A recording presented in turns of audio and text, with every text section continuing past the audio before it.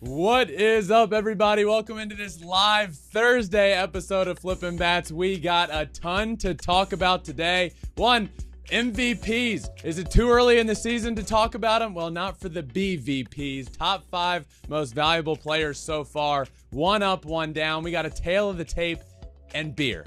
Beer and baseball, an American pastime. We'll make all the sense of it in a second. Let's get to it. It's a blowout, 8th inning, 10-3. Bases are loaded for Verlander, who waits out a 3-0 pitch. He swings, and it's a high fly ball, deep center field. It is gone! Home run! And a huge bat flip to celebrate. All right, Ben, start the show already. What is up, my friends? As always, I am joined by Alex Curry. Alex, the first thing that I have to say here is this was a thing last year, and it's become even more of a thing this year. The Flippin Bats podluck is not potluck. Podluck is the most insane thing I think of all time. Rowdy Tellez comes on, right? And hours later, Rowdy hits a home run. And the podluck was insane last year, but now it feels like it's back and better than ever. So Rowdy Tellez was on yesterday's episode. So if you haven't, go back and check that out. It was awesome. But it feels like, again, you come on Flippin' Bats and good things happen. So what you're saying is all you baseball players out there, you want to have a great game? You want to have a great week? You want to up your stats a little? You got to come on Flippin' Bats. That's it. That's exactly. Let's do it. That's exactly what I'm saying. Yeah. You know who doesn't need to come on Flippin' Bats right now? Though I would love them to. The Tampa Bay Rays. The entire team, the Tampa Bay Rays, they have not lost a game. They're off to a 12-0 start. The best start since 1987. The longest win streak for the entire franchise of the Tampa Bay Rays. Forget to start a year. It's their longest streak ever. It is insane. They are so hot. The 1987 Milwaukee Brewers started 13-0. The 1982 Atlanta Braves started 13-0. And the 2023 Tampa Bay Rays have started 12-0. It's impressive. I think what's the most impressive part is that they're doing it in every aspect of the game. The team has 30 home runs, third most through 12 games in MLB history, only behind the 2019 Mariners with 32 and the 2000 Cardinals with 31. But then their pitching leads Major League Baseball with a 2.11 ERA. So it's not just the offense getting it done, it's the pitching. It's a complete team effort. Everybody is just clicking on all cylinders on the Tampa Bay Rays right now. Some would say that if you pitch really well and hit really well, you're going to win a game. You're going to be winning some baseball games. And I don't know if this is still updated to the exact point of right now, but this is difficult to say as a big Tigers guy. Heading into yesterday, at least, the Tampa Bay Rays had a total of 29 home runs hit. The Detroit Tigers had a total of 30 runs scored on the entire season. Yeah. Not a great recipe for success. If you're the Tigers, great for the Rays. Great for the Rays. I think Randy Arozarena made that 30 yesterday with his leadoff. So they're at 30. Run. The Tigers would Either way, not good. So this is the most remarkable stat of all. Well, here's one. Sarah Langs with the great stats. Highest run differential in the first 12 games of a season in MLB history. You got the 2023 Rays, who are at plus 65. You got the 1884 New York Gothams at plus 76. And the 1884 St. Louis Maroons at plus 110. Everybody knows that the Gothams and the Maroons were two of the biggest rivals in the game of baseball. And that 1884 season was just a blast to watch them duke it out against everybody else. But the Rays, they're right there with them now. At what point do we change the stats where you're going back to the 1800s? Never. You're keeping it in there? Never. Okay. What other sport can I sit here and talk about the New York Gothams and in the same sentence be able to legitimately talk baseball history with names like Oil Can Boyd and like guys with the nickname of like Turkey? You know, like it's only baseball. And never, ever should we eliminate the history of baseball or just say, you know what, let's just scratch. 1900 on. No, let me talk about these guys forever. It's just crazy because when you really put it into perspective, these players back in the 1800s, the early 1900s, they had full-time jobs. This was like a fun thing that they would do. Spring training was a time for them to get into shape because they were just normal, working on cars, teaching, like in the mills, whatever it is. And now these are like, it's just crazy when it's the first time it's happened since something like that, where it's not like they were professional athletes, but that wasn't their full-time job. I used to love, you're right. And I would come home from school and watch those guys play and watch them dominate back in 1884. So that was a lot of fun. Yeah. Your other life. Reincarnated Ben. Alas, don't get me down a rabbit hole of baseball history because it is arguably my favorite subject on planet Earth. But the Rays are 12-0, and there's a legitimate chance, and you can't say I'm wrong. They're on pace to go 162-0. So will it happen? Who knows? But as of right now, you can't say it won't. No, and it's crazy, too, because obviously one of their stars, Randy Arozarena, was probably a huge breakout player in the WBC. I think the world fell in love with him, like, in those moments, and he really carried that energy into the start of the season here with the Tampa Bay Rays. Yeah. Like, we were even seeing it after his home run yesterday. Just arms crossed, standing on home plate, doing his look that he did in the WBC. Like, I love it so much. He's a legend. And again, I know I just said this, but Rowdy Tellez was on yesterday's episode, who was teammates with Randy Arozarena in the World Baseball Classic for Team Mexico, and talked about playing with him. And it's a great conversation. If you haven't, go listen to that. But Alex, I have a bit of a more serious discussion that needs to be serious. had. Yeah, this is pretty serious. Okay. Yeah. So the pitch clock, this isn't what it's about, but the pitch clock has been around for about 12 games now. Yeah. And what we've learned is that it shaves about 30 minutes off the game, right? Yeah. So what have we learned here? Allegedly, it makes the baseball experience better. It creates more action in a short amount of time. And we've had John Smoltz on the show, who's one of the biggest baseball purists there is, and he said he loves it. We've had Dylan Cease on the show, second in the Cy Young Award last year, one of the best pitchers in the game of baseball, and he said he was rather apprehensive about it at first, but now he loves it. Rowdy Tellez, on the other hand, you have all these opinions. Rowdy Tellez, maybe not in love with them, but understands for the game of baseball, it's what's happening, and it's the best thing for the game. So you have all these opinions all over the place, right? But, Alex, we're 12 games in, and a serious problem has arisen. How serious? There's an issue. Okay. An issue that must be discussed. Let's hear it. It must be solved. Tell me. Beer sales. Beer sales are down. This is a problem. This is an issue. You go to a ballpark. What do you want? You want to sit in your seat? You want to grab a hot dog? You want to grab a beer? And you want to watch some baseball. That's American, right? A beer and baseball. But the problem is that the pitch clock is here. And shorter games means less of time to go get a beer. You can't go out of your seat and go up to the concession stands and wait in line and be on your phone and try and watch a TV, because next thing you know, 3 innings have gone by. You've totally missed the game. But according to new credible sources, this is starting to change.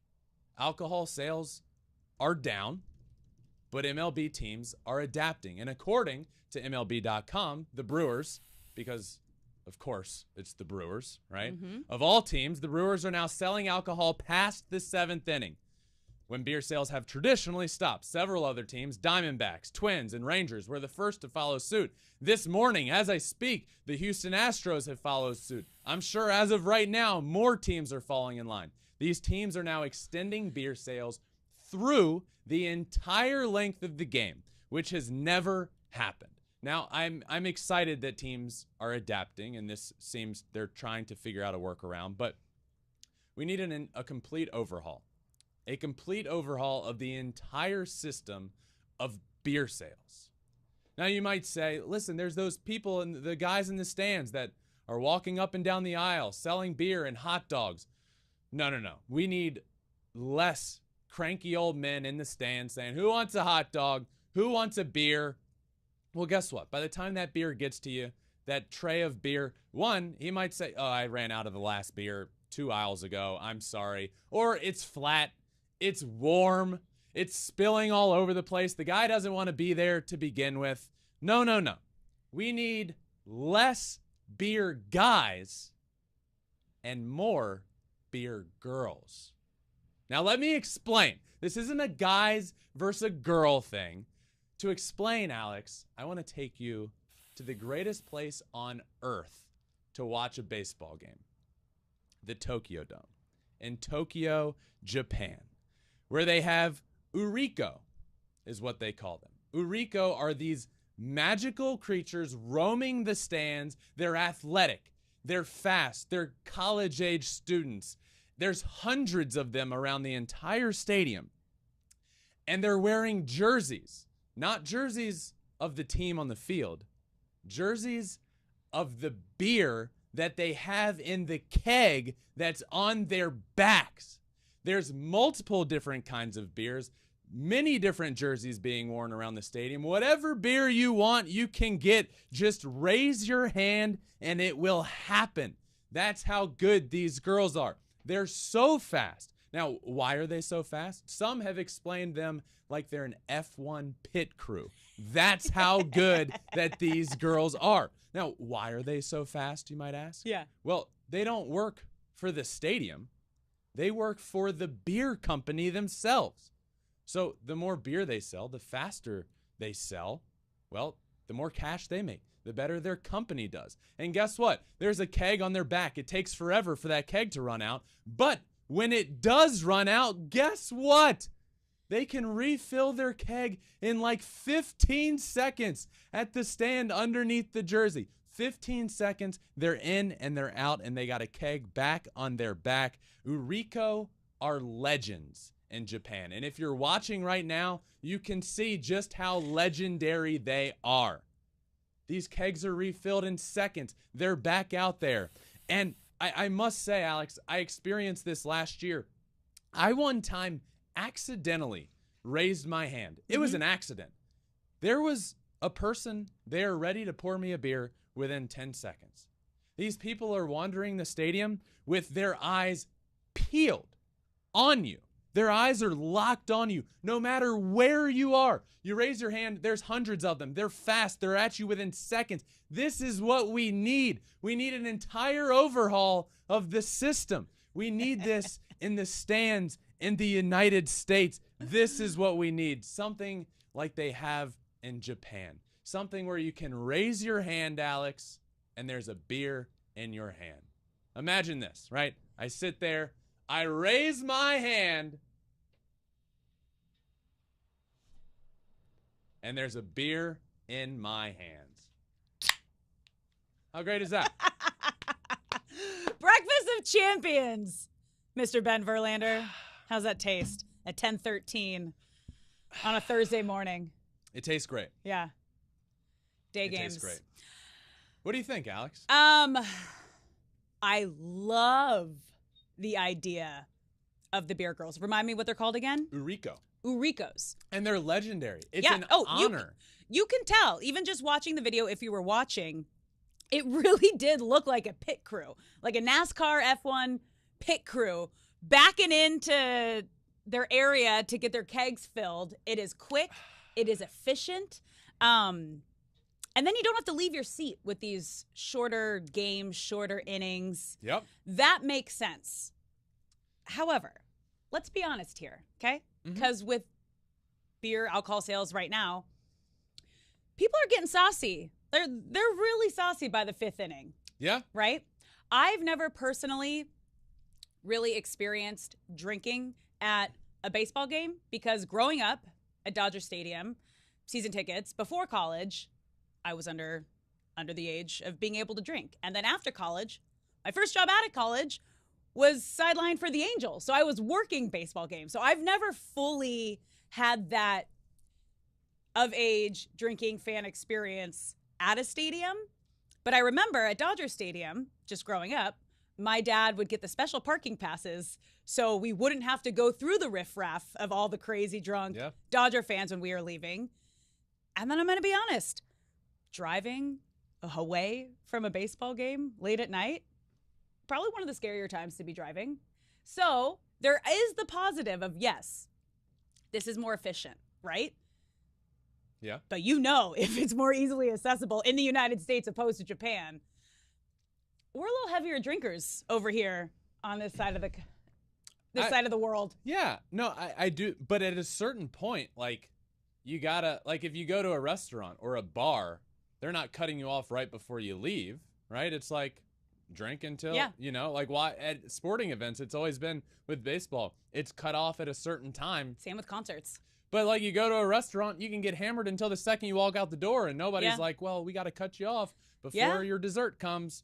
You just let them go. So my proposal is that the Uriko that are in Japan. Yes. By the way, it's an art to pouring a beer, right? Yeah. I have to say, they're professionals. Yeah. They've figured it out. Yeah. They pour your beer out of this keg, and it's just the perfect pour. Yeah. There's not too much foam. No. There's not it's the angle. There's not too little foam. Yeah. They're legendary. Okay. And that's what we need here. And that is what I needed to talk about today, because teams are starting to realize shorter games means we need to adapt and figure out what to do in the stands. And Uriko in Japan is my answer. Bring it here. Dude, look at the holsters. Raise your hand. Alex, I can't say this enough. Like, look at their holsters. It's like a whole... It's a crazy system. The jersey, they're all wearing different jerseys. There might be like 5 different jerseys. Imagine it in America. Your favorite local hazy beer, your favorite local light beer. They're all, whatever jersey they're in, that's how you know. And you raise your hand, and they lock eyes on you, and they're there within seconds. It's brilliant, and that's what needs to happen. And that's my proposal today. I feel like they would need to come over here. Maybe be a sponsor for one of the teams. It is a process. Like, you can't just, like, you got to be... Come and you train kind of got to be like vetted through this and go through like Yeah. a tryout. Like, Yeah. look, this isn't easy. These girls have kegs on their backs. Yeah. And they are rolling. It's Yeah. incredible. A foreign exchange beer vendor program where Yep. they come over, teach classes. I mean, who knows? I'm into it. Okay. I dig great, it. great. Yeah. That was good. How do you feel? Well, You want to take another sip of beer? That was, yeah, of course. Now That it's was- 10:18 it was in the morning, important. so why not? It was important. Yeah. Feel good about it. You know what I've always said? What? Drinking a beer while recording a show is like an airport beer. It doesn't really matter what time, you know? Yeah, time doesn't exist at Time the doesn't airport. exist. All right. Well, I don't want to say back to the baseball, because that Yeah. that was very important to the state of baseball as we move forward. Fans Fans of baseball. And beer Baseball. and baseball. Yeah. It's an old staple. So that's why It I needed is. to take the time and really elaborate on what was the right thing to do here going forward. I like it. Now we're going to move on to one up and one down. Now remember, this can be a player. This can be a team. Could be beer. It could be beer. I didn't even think about that. Someone that's up this week and someone or team that's down this week. So Yep. then we're going to start with you. Who is your up this week? My up, and I am very excited to talk about this because Okay. I have believed in this guy. As you know, it's not a team, it's Yep. a player. And the player for me, one up, is Jared Kelenic. And for, I feel like, a couple of years, we've heard this guy's going to be good, and then this is the year he breaks out. No, this is the year he breaks out. Well, it appears we're watching the breakout as we speak. Literally yesterday, Wednesday night, he hit a home run over 480 feet. Whew. Became just the 35th player to have a home run tracked by StatCast of 480 feet, which started in 2015. Only the 35th. Only the 24th anywhere other than Coors Field. He has 3 consecutive games with a home run, 5 hits, a double, no strikeouts in those games. Jared Kelenic is heating up. He's a freak talent, but just has never quite put it together yet. And it feels like, though just 12-ish games into the season, it feels like he's starting to figure it out. And his manager, Scott Service, said he looks great. I'm really excited with where he's at, and really probably more excited to see where this goes going forward. So for me, the one-up is seeing a guy like that. He's not a big guy. To see him hitting 482-foot homers at Wrigley, now I know the wind was blowing out a little bit, but It still, helps. 482 is 482. It doesn't matter, like, it is what it is. But he just had never figured it out yet. And he was a guy that was tabbed as a top prospect. And you never want to see those guys not become guys. And talking about this, Jared Kelenic said, I needed to be better. I'm pretty black and white. It wasn't working, so I made an adjustment.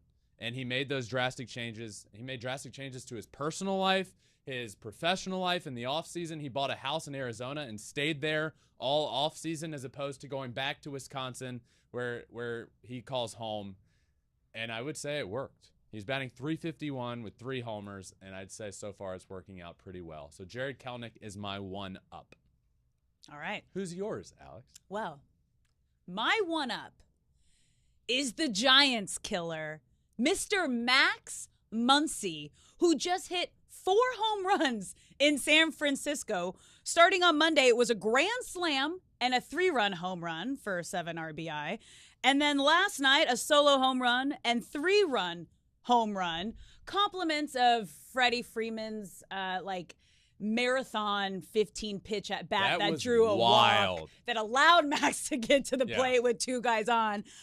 But San Francisco could not wait to get Max Muncy out of that ballpark fast enough. Yeah. 2 games, multi-home run games, just absolutely crushing the baseball. So my up is Max Muncy. I think I tweeted after his second home run, Max Muncy is a giant killer. He is. And there's no way around that. No. The guy last year, admittedly from himself, and he wasn't very good. Yeah. But you put the other team in Giants jerseys, Yep. and the guy becomes Barry Bonds. Yes. I mean, Slays. It's remarkable. Yeah. So I like that. Yeah. And I hope baseball's good when Max Muncy's hitting balls into the bay out there in McCovey Cove, and it was great. I love great it. to see. I like it. All right, one down time. Yeah. My one down is Anthony Volpe. Mm. Now let me start by saying patience is key here. This isn't to say we need to rip the guy or he's never going to be good. Patience is key. But my one down is Anthony Volpe for starting the year 4 for 31, batting .129. Mm.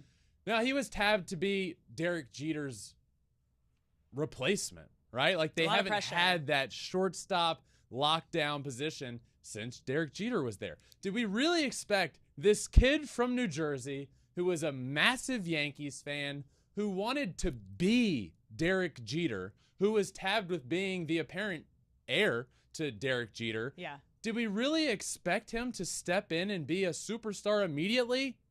That answer is probably yes. Now, is that fair? No. Yeah. The guy's hardly able to drink legally, stepping in as the shortstop for the New York Yankees. He is struggling, but give him time. I do think he will be good. Let's remember this. So Anthony Volpe in his first 7 MLB games, 3 for 21, 143 with 9 strikeouts. Julio Rodriguez, J-Rod, who's a superstar now, 3 for 25 in his first 7 games, batting .120 with 13 strikeouts. Adley Rutschman, 5 for 28, 179. He's certainly struggling, but these other superstars that we've seen come up struggled as well. And it's early. Give him time. And I'm hopeful, and I do think I'm a big believer in Anthony Volpe. Give him time. It's just a bit of a struggle right now. And watching his games, it looked like a lot of the swings he's taking, Alex, it looks like he was pressing. It looks like he's a little overmatched at times, which I know he's not because he performed super well in spring training. I know he's not overmatched. Let's be patient with this guy. Yeah. Give him time, and he will come around. Yeah, you have to remember, it's, game 12 of 162. There is so much more of the season. And this is a lifelong dream for a player whose favorite team and favorite player, he's actually playing on that team and playing the position of his favorite player. So we heard him talk about the magnitude of this moment and what it meant to him and his family. And he had a great opening day and opening series, but it takes time. And I'm with you. Yep. Like give him some time. He has the talent. We know he does. Who is your down?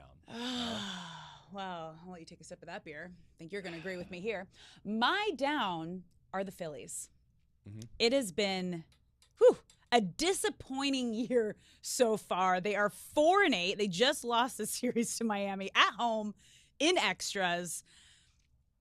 And I don't know if you saw the news about Bryce Harper saying that he's working on playing first base so he can come back sooner and help the team. So I don't know if that's because the team is starting off so bad or he just wants to get back. But this is a team that was in the World Series. This is a team that has a World Series lineup, that have all-stars in that lineup. There is no reason that they should be starting this poorly. And it's when you have such high expectations for a team that had such a amazing end to last season, and then you pick up one of the biggest names on the free agent market and Trey Turner, your expectations are going to be more than what's happening right now.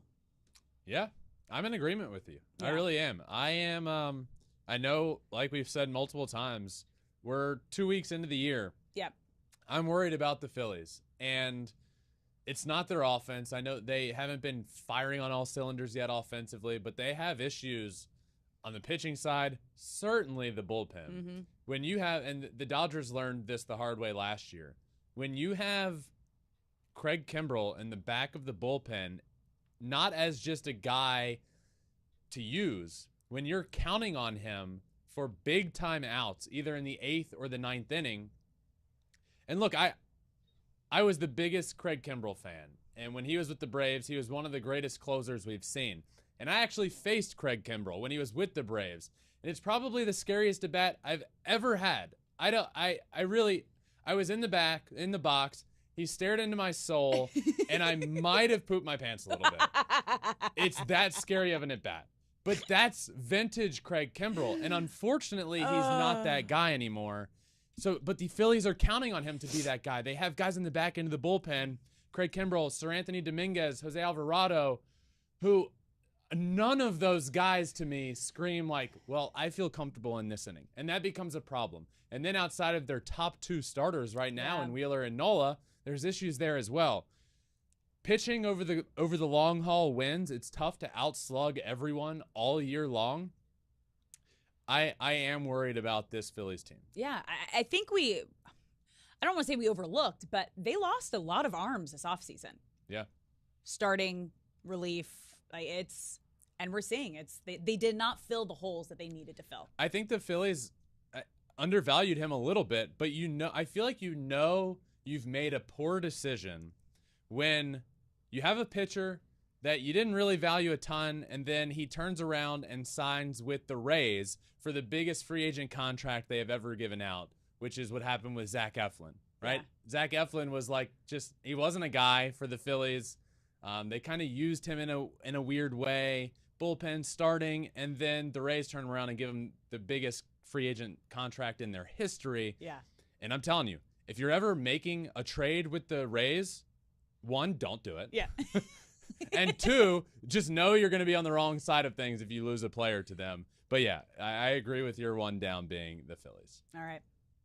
It's time to move to your top 5 BVP, Ben's Valuable Players. It is week 2 in the year, and many people might say, Ben, is it really smart to be talking about top 5 BVPs, most valuable players, this early in the year? And to you, I would say, yep. Yeah, duh. Uh-huh. And I love this segment even more because the stir that it creates online, right? Yeah. Just a couple of days into the year is and I love it. I embrace it. See my list, hear my list, and let me know why I'm wrong or why I'm right. But again, this week it is time for my top 5 BVPs, whereas if the season ended right now, I'm combining both leagues and giving the top 5 players in the game of baseball. So let's start with number 5 for me. Adley Rutschman. Mm-hmm. 1, he's a catcher. That's a good start for this because a catcher is the hardest position to play in the game of baseball. He's also batting .391 with 3 home runs and 8 RBIs. Now, the reason I say he gets a little nudge as a catcher is because Adley Rutschman has played in every single game this year as a catcher. That never happens anymore. He's also getting hotter. So he wasn't on this list in week 1. Last week, he hit .526 with 2 home runs. Adley Rutschman is at number 5 for me. And number 4, Wander Franco on the undefeated Rays.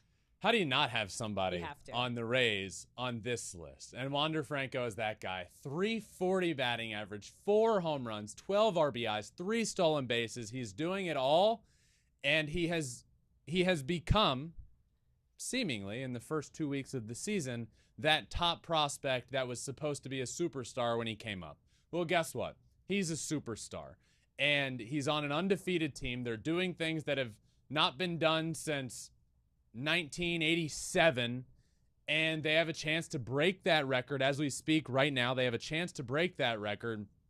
He's on a roll. He's becoming that prospect, and this lineup, we talk a ton about this pitching staff and how good they are, and for good reason. But we don't talk a ton about the lineup. With guys like Randy Arozarena and guys like Wander Franco, they're becoming a must-watch lineup as well, and that's why they are as good as they are. And I'll keep saying this until they lose or until people stop saying this, but stop talking about their schedule. They're 12-0. Yeah. I don't care who they're playing. At a certain point, it doesn't matter. They're dominating everybody, and Wander Franco is a big part of that. And they sit at 12-0, and he's raking, and he's here at number 4 for me. It's also like, is everyone forgetting that every team is going to play every team this year? Like, you're going to have a chance, and that's just the way their schedule panned out. Yeah, So exactly. All right, let's move to your number 3 player who was on the list last week, A little bit higher. but he dropped down 2 spots at number Yep. 3, Brian Reynolds. So, Brian, this is what I love about this list. It's already becoming like, well, you were number 1, but you got to slide down, but you're still on it. And the reason he's still on this list is because Brian Reynolds is hitting 347 with 5 home runs and 14 RBI. And one, the Pirates need to pay him. Yeah. I will keep saying this until they do. The Pirates need to pay their guy. Brian Reynolds is your guy, and he's playing like that. But this past week, he hit 280 with 1 home run. Still good, but it needed to be bumped down a little bit because the players ahead of him are just a little bit better. But Brian Reynolds, switch hitting center fielder for the Pirates. He's a stud. He's here at number 3. Number 2, holding strong, same as last week, Mr. Shohei Ohtani. Same spot as last week, but a different number 1. Number 2 for me is Shohei Ohtani. Let's start on the mound. It's comical. 3 starts on the mound, 19 innings pitched, 24 strikeouts in those 19 innings, only 6 hits given up, and just 1 run. Woo! Shohei Ohtani has given up 1 run in 3 starts. That's just on the pitching side of things. Offensively, he's batting .300 with 3 home runs and 8 RBI. I don't even know how you, 1, can do that. Yeah. 2, how it is remarkable what he's doing in the game and what he's doing for the game.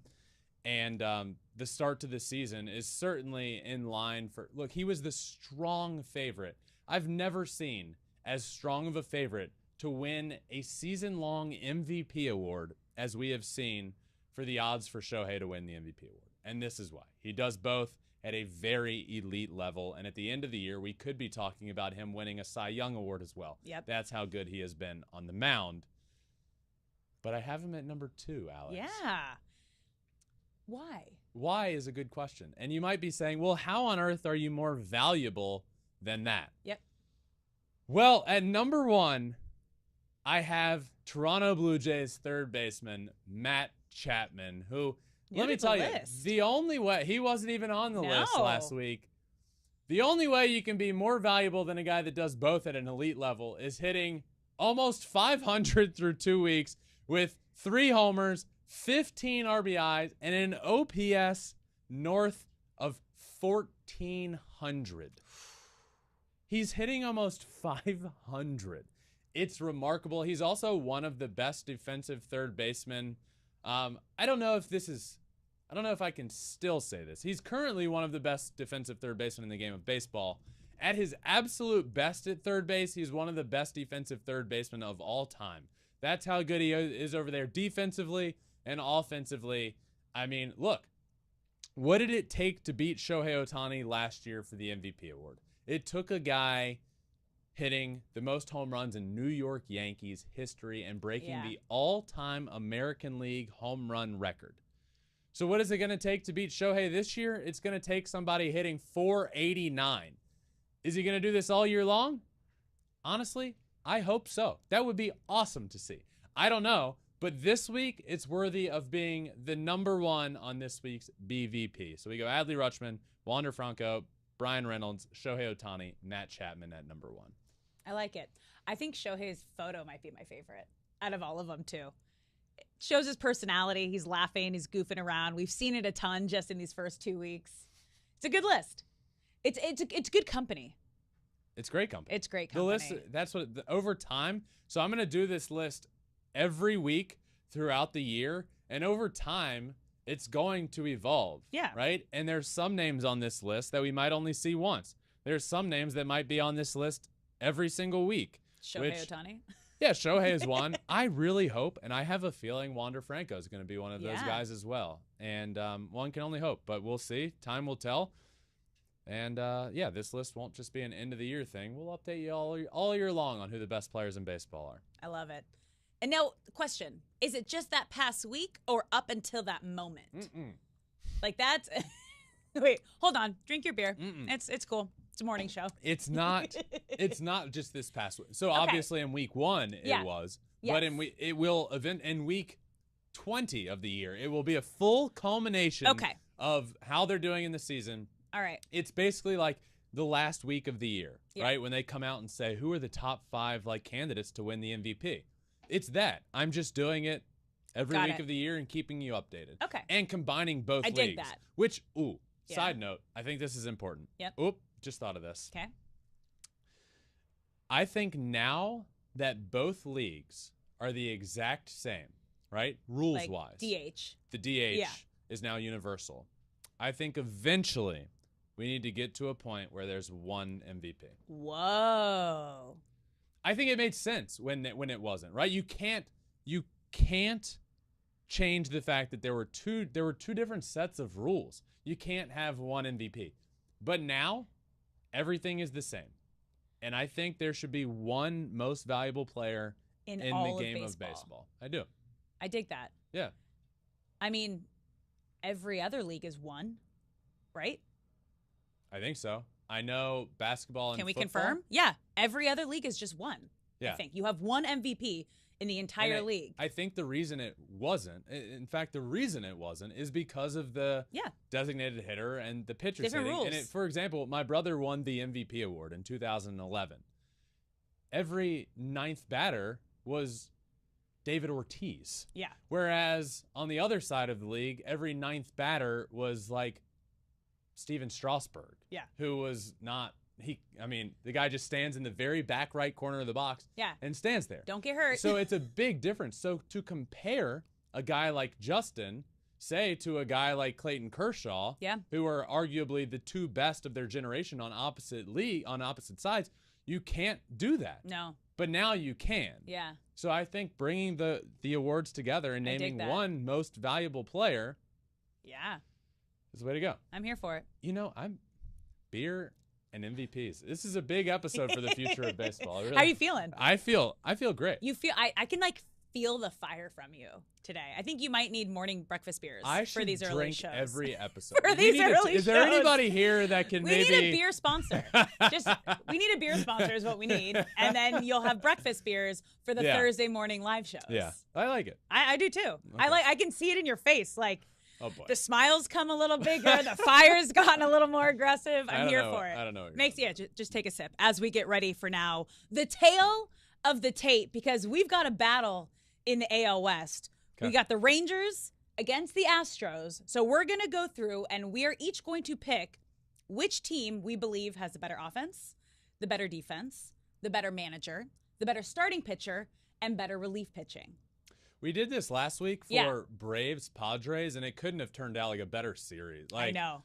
Man, what a series that was. So this is going to be Rangers versus Astros. Yes. Which has become, like, this year a little more exciting, right? You have the Astros, the reigning champs, not playing super well yet against the Rangers, who have started off great, been pretty good, and they're the new up-and-comer of the division with guys like Jacob deGrom and an offense with Marcus Semien and some other guys. So this is an exciting series happening this weekend, and I think it's the perfect tale of the tape. It is. Texas and Angels are currently tied for first in the AL West with the Astros a game and a half behind. So, yeah. Just what we all expected. Right? Not the Astros and the Mariners, but the Angels and the Rangers. Yeah. Yeah. All right, let's get started with offense. Who are you picking? So, this was interesting. Okay. My answer here, my better offense is the Houston Astros. Okay. And I will admit that to start the year, the Rangers have been a great offense. Mm-hmm. So for a couple of reasons, I'm picking the Astros offense. The first reason, and the most important reason, being Yordan Alvarez. There is no better hitter in either of these lineups than Yordan Alvarez. He's the best hitter on the team. He's the best hitter that is in this matchup, and he's a top 3 hitter in the game of baseball. Just hitting wise, top 3 hitter in the game of baseball. Then you look at the depth in the Astros lineup, and what I liked to see what I saw against the Pittsburgh Pirates. They started to heat up. Kyle Tucker hitting homers, Alex Bregman with homers in back-to-back nights. So had this offense been hot yet? No. And I really believe they're missing Jose Altuve in that offense. But with Bregman heating up, with Kyle Tucker up there at the top of the league in OPS and batting average, and Yordan Alvarez being Yordan Alvarez, there's no comparison. Especially because, and this is going to be a point that I feel like with your comment there, I know who you chose. My decision came to a head, if you will, when Corey Seager got hurt, and he is now out for a good chunk of time with his hamstring injury, grade 2 hamstring injury. So he's not in the lineup. So my pick is the Houston Astros, and I'm very excited to hear why Alex clearly picked the Texas Rangers as the better lineup. Well, let's be honest here. Both these teams have lost core guys, right? The Astros with Jose Altuve, and then as you just mentioned, the Rangers with Seager. That was heartbreaking just watching him round the bases and grab the back of his leg mid-run. You never want to see that happen. Now, if you compare both these teams' numbers, they're fairly close. Okay. Offensively. Right now, like as of right now, they're fairly close. So if you're going off numbers, you really could have picked either side. But the reason I'm going with the Rangers right now is they are gelling. They are averaging 6 runs per game. That's second in Major League Baseball. They are a game and a half ahead of Houston. And then you have guys like Nathaniel Lowe blasting a 430 feet home run yesterday. Jonah Heim had that walk-off 3-run homer on Tuesday. They just have the momentum. They have the fire right now. And I think they're going to go into this series and really take advantage of the Astros. Okay. Yeah. Okay. Yeah. I like it. Thank you. Let me get this straight. Okay. At what you're saying is if you were to take a lineup over the course of a season, you take the Astros. But right now, you're taking the Rangers. Yes. That's fair. Yeah. And I might because right now they are playing each other. I might right. You're not going to pick like they should be the better lineup, so I'm going to take them. It's like no, right now in this moment, they're gelling better. I can't with Corey Seager not in the lineup. We'll see. I couldn't. I can't. I couldn't. I won't. All right.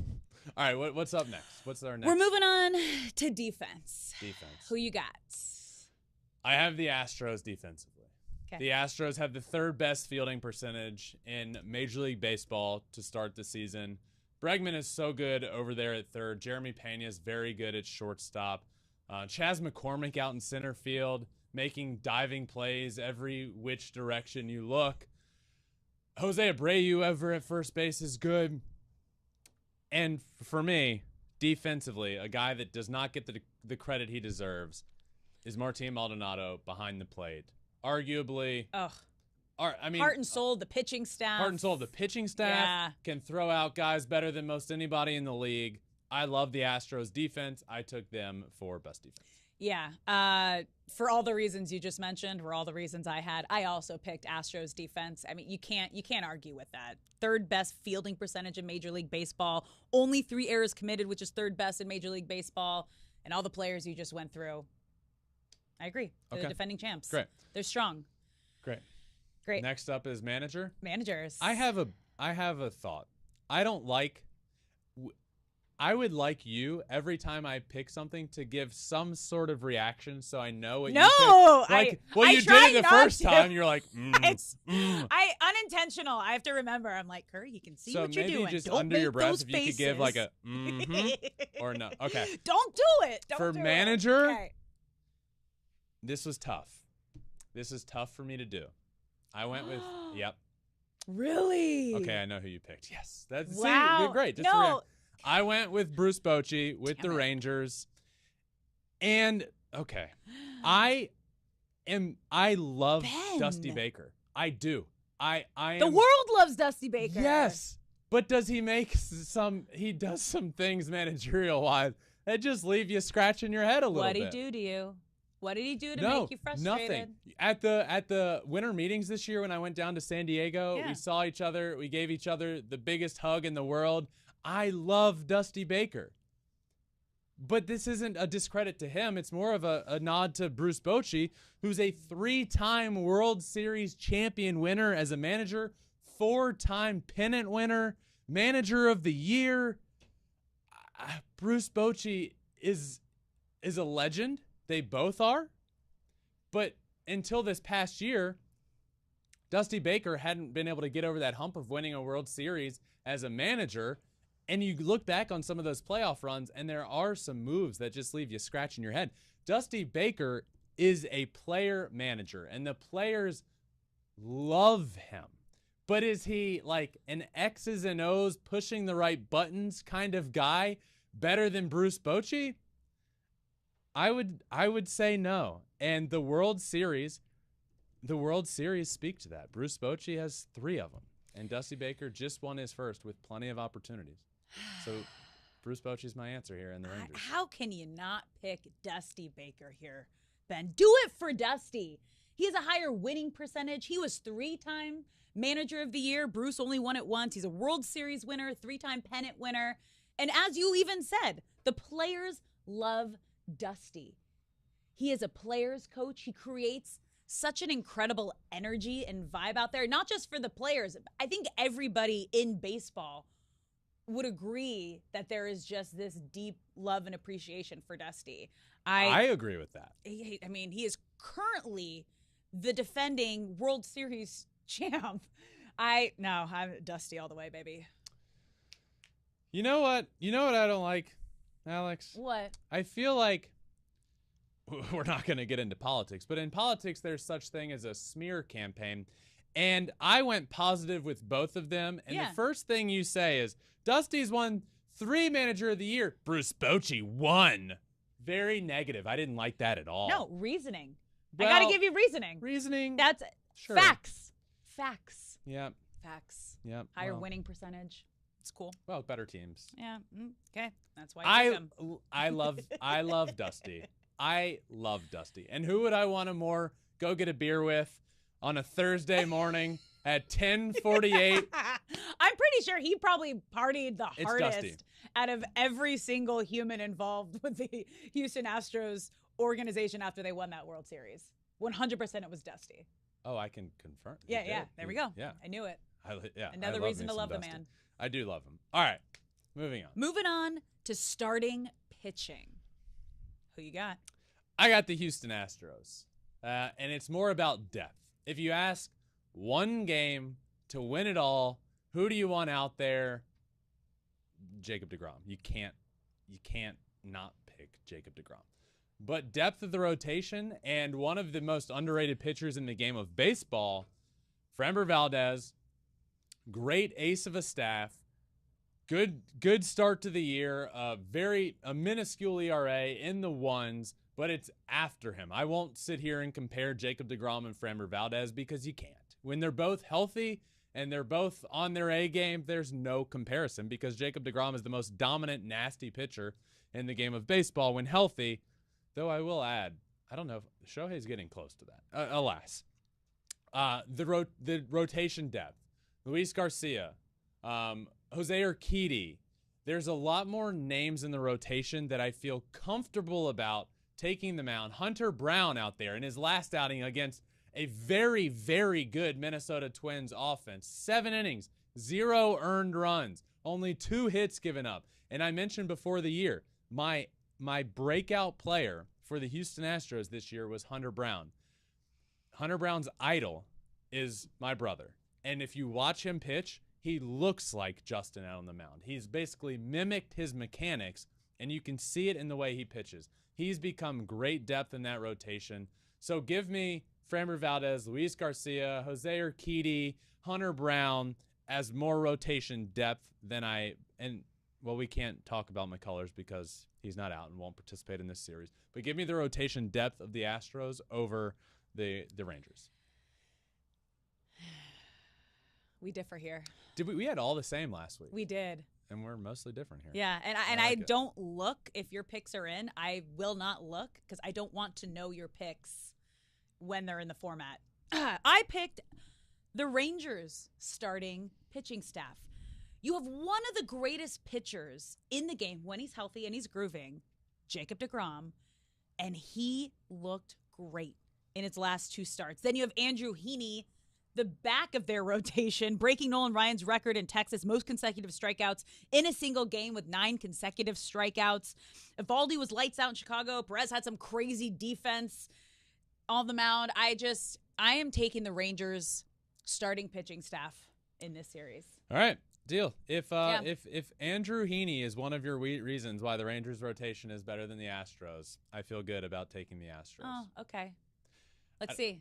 We will see. It is on. We're going to make a wager this series. You know what? Pinky for a pinky. That's what we're doing. No, we are not doing series. it. All right, No. bullpen. This one's the Astros. Best bullpen in the league last year.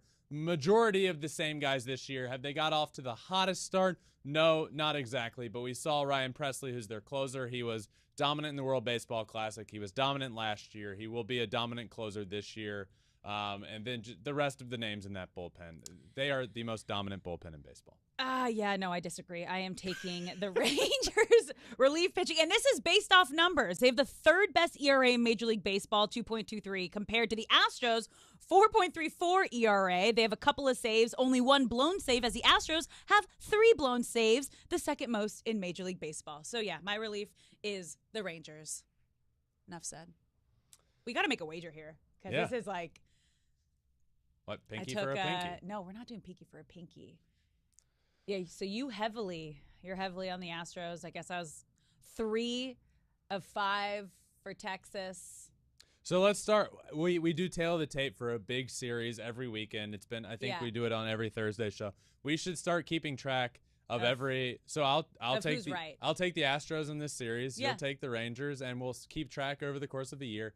And at the end of the year, so a bigger scheme, pinky for a pinky. No, I think someone has to shotgun a beer. Okay. The loser's got to shotgun a beer. Deal. Yeah. Okay. Or good. a seltzer, because I can't have that beer. you get in the stands from a Eureka. We're going to have game. to go to a game. Whoever loses has to get us tickets to a game. Yeah. And then we have to shotgun a drink on the field. Deal. That's what's happening. All right. The loser. Let's move on to this is one of my favorite parts of the show because it allows everybody that is a listener or a fan or the entire Flippin Bats community to be a part of it. So, Alex, Twitter fan questions. Yep, right? I got them. We tweet out every week. Yeah. And we can bring them on the show.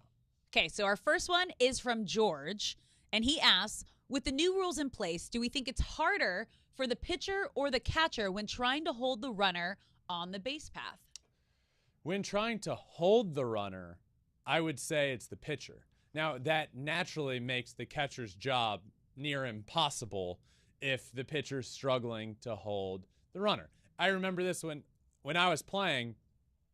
The catchers would yell at pitchers all the time, right? You get back in the dugout and a guy steals second base and catchers are just like cussing out the pitcher like, you got to be effing quicker to the plate. What are you doing? You're taking 2.5 seconds so the time start like from leg lift to the ball touching the catcher's mitt. How long does it take? And pitchers need to be in that 1 point something time range, but a lot of them aren't. And like Smoltz said the other day, it had become a lost art. holding on runners. And you see that. So I would say to hold on runners, it's harder for pitchers, and they need to learn. They're going to have to learn and adapt to doing a better job. It just makes the catcher's job near impossible, but it's harder for the pitchers to do it. I'm trying to. Who has the crazy windup? That's like the leg. You don't know where he's going. I'm blanking on who it is. Nestor Cortez. Yeah, that's got to be But he like, doesn't do it with runners on base. Yeah, I was going to say, like, that would be, whew, good luck there. Yeah. All right, next fan question comes from Tyler. And he said, are the D-backs legit? I'm loving how well we're playing. This is the right man to ask. Baby, are you asking the right guy? The Diamondbacks, they're legit. And with how down I am, and you are as well, on the Phillies, I have the Diamondbacks making the playoffs. And the reason being, if flashback to a year ago, did the Diamondbacks make the playoffs with this exact team? I don't think so. But these new rules and the way they are set up and in place are the perfect storm for the Diamondbacks. And you might ask, why, Ben? Well, the Diamondbacks are full of a bunch of fun, young, dynamic, fast players, allowing them to steal more bases. Singles are basically doubles for the majority of the Diamondbacks lineups, meaning if somebody gets on base, they will steal second base and get there within the next couple of pitches. And then all you need is a single to drive a guy in. And then they have a guy named Corbin Carroll, who, if you're a new listener, well, guess what? I'm the driver of the Corbin Carroll bandwagon. Choo-choo. I am his biggest fan. And if you're a longtime listener, you know how much of a fan I am of this guy. He hit a home run the other night. He's a superstar in the making. They have him. That was a long-winded answer to say. Yes. I don't even remember. The question was, I think, are the D-backs legit? Yeah. Yes. I love this team. I just wish they had another starter or two or three or four in the rotation. But Zach Gallen is the man, and a little bit of a better bullpen. They need some help at the trade deadline, but offensively and their ace of a staff are elite, and I think they have what it takes to potentially get into the playoffs. All right, we got one final question. Okay. This comes from Seth Green. Ben, is this your burner account? First of all, Ben, you are literally the coolest person in the baseball world next to Dusty Baker. Oh, Ben. My question is, if you had the opportunity to take batting practice in any stadium, past or present, which one would it be? First off, Seth, I love you. Yeah. That's really nice of you. And maybe one day I can pass Dusty Baker. I'm sure now if you've listened to the whole episode, I'm getting a tick back because I picked Bruce Bochy.